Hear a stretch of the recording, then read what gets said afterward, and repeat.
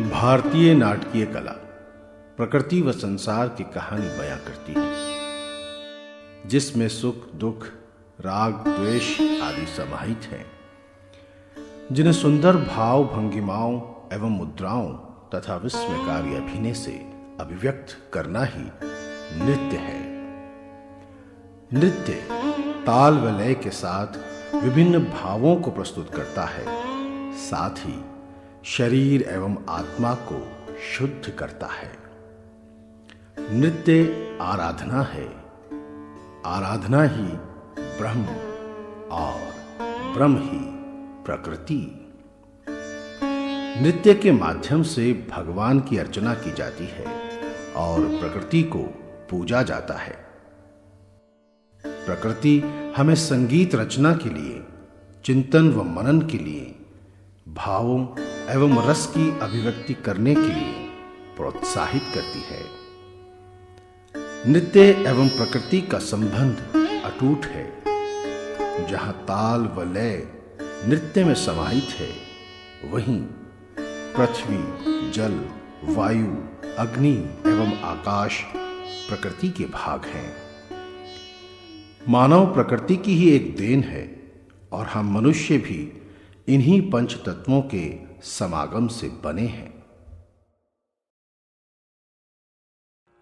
सर्वसहेयं धरणी धरतेया चराचरा निजोत्संगे सर्जन बीज प्रकृति ही क्षेममयी भूत धात्री सा।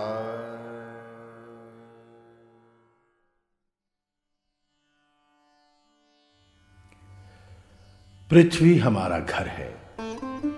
एक मां की तरह भूमि हमेशा सब कुछ सहन करती है, सभी प्राणियों का पालन पोषण करती है, अचला गंधवती है, ऋतुओं, पुष्पों और विविध संपदाओं से सुरभय है।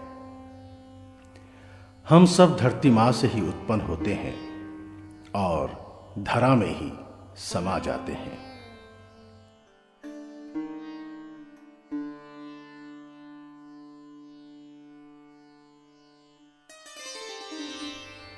परंतु मानव की लापरवाही एवं निरंतर रूप से प्राकृतिक संसाधनों का फायदा उठाना, पृथ्वी पर अत्याचार करना, धरा के रौद्र रूप में मानव पर ही कहर बनकर गिरता है। भूकंप, भूस्खलन एवं हिमस्खलन के रूप में मनुष्य को अपने ही कर्मों का फल मिलता है।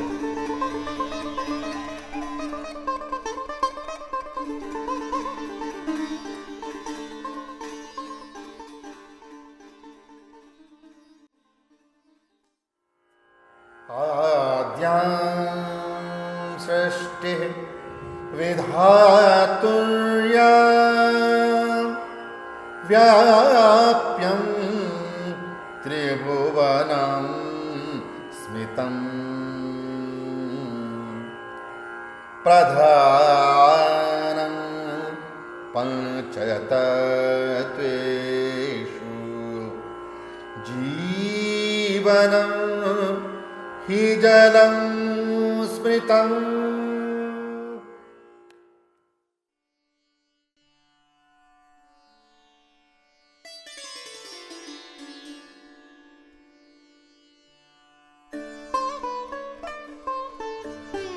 जल जीवन का आधार और प्रारंभ है। शीतल और शांत जल हमें प्रतिकूल परिस्थितियों को अनुकूल करना सिखाता है। जिस प्रकार जल हर पात्र में ढल जाता है, उसी प्रकार ये तत्व हमें भी परिस्थितियों के अनुसार ढलकर शांत रहना सिखाता है। परंतु इस शांति का मतलब मनुष्य समझ नहीं पाया। जल को असीमित समझकर खूब बहा दिया। मानवीय आदतों के कारण आज जल प्रदूषण, ताजे पानी में कमी आदि कई समस्याएं हो गई हैं, जिससे न केवल मानव जाति को अपितु पूरे ब्रह्मांड के सभी जीवित प्राणियों के अस्तित्व को खतरा है। मनुष्य की इन्हीं गलतियों की सजा प्रकृति अपना विकराल रूप धारण करके कभी बाढ़ तो कभी अकाल के रूप में देती है।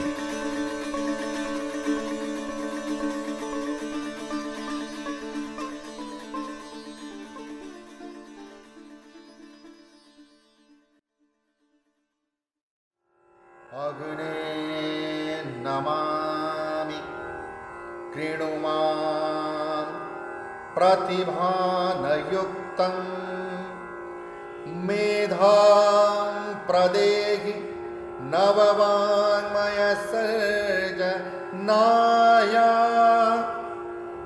ऊर्जास्वितां रचय मङ्गलचिन्तनम्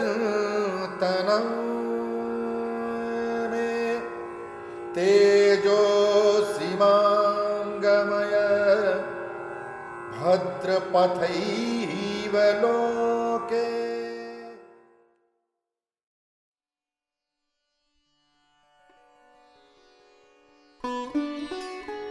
अग्नि से हम शक्ति, ऊर्जा, रोशनी आदि का आह्वान करते हैं। अग्नि कार्य को पूर्ण करने की शक्ति तथा विपरीत परिस्थितियों का सामना करने का बल प्रदान करती है। अग्नि का तेज हमें हमारे नेत्रों के द्वारा इस सुंदर ब्रह्मांड को देखने की शक्ति देता है।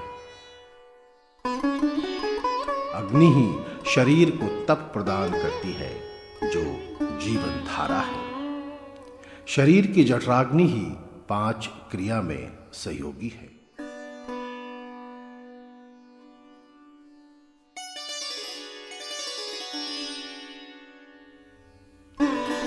मगर मानव ने गलत प्रयोग किया है। इस शक्ति का निर्माण नहीं, विध्वंस के लिए इस्तेमाल किया है इस शक्ति का। परंतु ये शक्ति लोह नहीं, ज्वाला है। उत्तर में ये ज्वालामुखी एवं दाग्नि के रूप में मनुष्य को ही दबा देती है।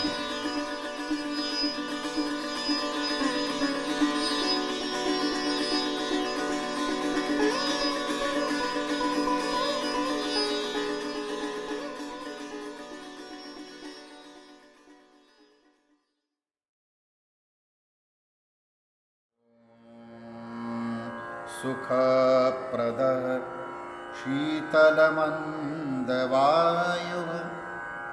तृप्तिप्रदो गन्धवहो जनानां कष्टप्रदः चक्रिलवतरूपा तथापि काम्यः पवनः सजीवैः।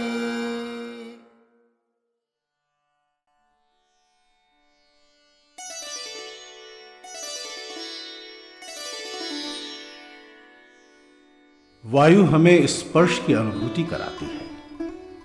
न वायु को कोई देख सकता है, न कोई सुन सकता है, पर सब महसूस कर सकते हैं। वायु में प्राण का भाव है। वायु से हम उदारता एवं असंग का भाव सीखते हैं। जीवन में वायु सबसे ज्यादा जरूरी है। मनुष्य बिना अन्न तथा जल के कुछ दिन गुजार सकता है, परंतु वायु के बिना एक क्षण भी नहीं।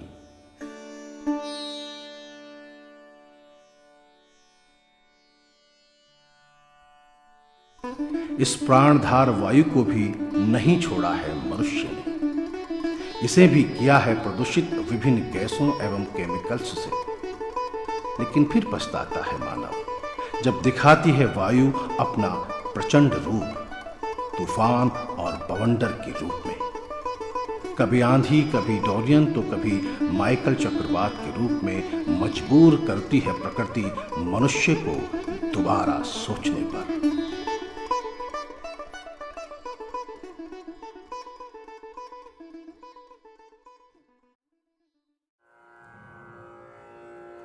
आकाशः शून्यपर्यय शून्यं च ब्रह्मवाचकम् अतो हि असीम विस्तारं गगन ब्रह्मणा समम्।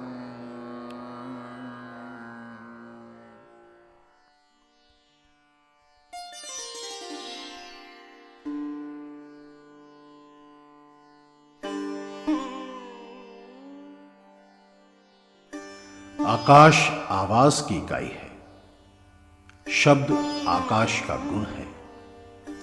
यदि आकाश न हो तो चिड़िया की चहचहाट से लेकर पत्तों के हिलने की आवाज और समंदर की लहरें भी ना सुनाई दें। यहां तक कि हम बातचीत भी ना कर सकें। व्योम से हमें ज्ञान, ध्यान और शांति मिलती है। जो कभी हुआ करता था मधुर आवाज का संयोजक, अब बन गया है कोलाहल का माध्यम। अब तरसते हैं हम गौराइयों की चहचहाट को सुनने को। सुनाई देता है तो बस गाड़ियों का हॉर्न, बस की आवाज, स्पीकर से निकला शोर। गुस्सेल बिजली की गड़गड़ाहट हमें ये बार बार चेतावनी देती है कि मानव जाति को रुकना चाहिए और विचार करना चाहिए कि क्या विकास की यही लागत है।